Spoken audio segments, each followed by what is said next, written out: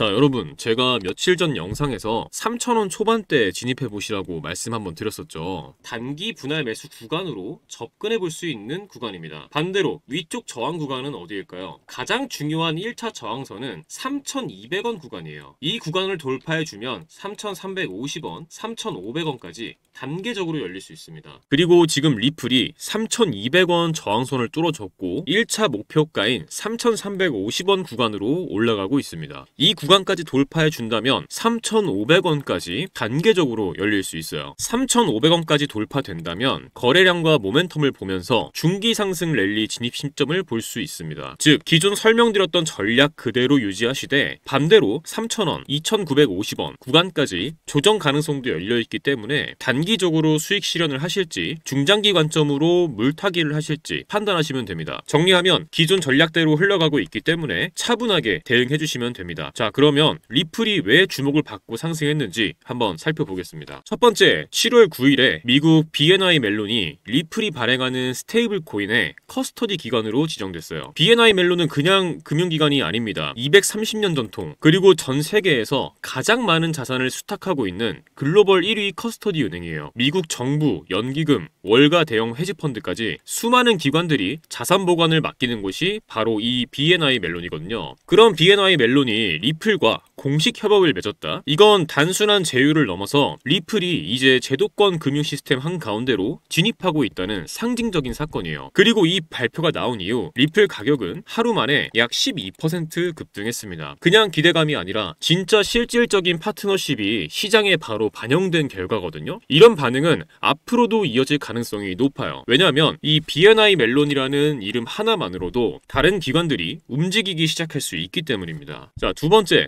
리플의 CEO 브래드 갈링하우스가 직접 미국 상원은행위원회 청문회에 참석해 발언했습니다. 여기서 어떤 메시지를 전달했냐면 리플은 이미 글로벌 금융 인프라에서 실제로 사용되고 있는 자산이다. 이걸 규제 대상으로 보기보다는 이제는 제대로 인정하고 제도권 안으로 포함시켜야 한다. 이렇게 말했습니다. 여기서 주목할 것은 이게 단순한 기업 대표의 발언이 아니라는 거죠. 미국 정부의 공식적인 채널인 상원 청문회의 증인 자격으로 출석했다는 점, 그리고 직접 정책 방향에 영향력을 행사하고 있다는 점에서 리플의 위상이 완전히 달라졌다는 걸 확인할 수 있습니다. 불과 몇 년 전만 해도 리플은 SEC와의 긴 소송으로 시장에서 불확실성의 상징처럼 여겨졌죠. 하지만 지금은 그 리플이 미국 의회와 직접 대화하는 주체가 됐습니다. 이건 그냥 뉴스가 아니라 정책, 제도, 규제 방향 자체가 리플 쪽으로 열리고 있다는 결정적인 시그널이에요. 자, 세 번째는 온체인 데이터입니다. 우리가 아무리 좋은 뉴스를 들어도 실제 자금이 안 따라오면 그건 이야기일 뿐이잖아요. 그런데 지금 리플은 데이터로도 실제 돈이 들어오고 있다는 걸 보여주고 있습니다. 현재 리플을 보유한 지갑 수는 664만 개를 넘었습니다. 또한 25년 상반기 동안 83만 개의 새로운 지갑 주소가 추가됐어요. 이건 단순히 관심을 넘어서 실제 리플을 구매하고 보유하려는 사용자 수가 급증하고 있다는 의미이기도 합니다. 자, 여기서 끝이 아니에요. 파생시장 데이터도 확인해 보면 오픈 이자는 최근 몇 주간 33% 이상 증가했고 펀딩비도 음수에서 양수로 전환됐어요. 무슨 말이냐? 롱 매수 포지션이 늘어나고 공매도보다 매수 쪽에 돈이 더 몰리고 있다는 뜻입니다. 즉 단순히 사놓고 기다리는 사람이 늘어난 게 아니라 시장 참여자들이 실제로 상승에 베팅을 시작했다는 것이에요. 자, 온체인 지갑수 증가, 파생상품 베팅 증가, 이 두 가지는 상승장 초입에서 자주 나타나는 전형적인 흐름입니다. 그래서 지금 리플 단순히 잠깐 오르는 게 아니라 진짜 펀더멘탈이 움직이고 있는 상승 초입이라고 볼 수 있어요. BNY 멜론과의 파트너십, 상원 청문회 출석, 온체인과 파생시장 흐름까지 제도권 자금이 들어오고 있고 시장은 그걸 반영하기 시작한 겁니다. 지금이 리플에 대한 시각이 바뀌는 구간이고 우리에겐 이 흐름을 차분하게 타고 갈 기회가 생긴 거죠. 결국 중요한 건 세워놓은 전략 안에서 얼마나 흔들리지 않고 대응하느냐입니다. 중요한 지지선만 잘 지켜준다면 지금의 상승은 단기 반등이 아니라 중기 상승 랠리의 시작점이 될 수도 있다는 점 기억해 두시면 좋겠습니다.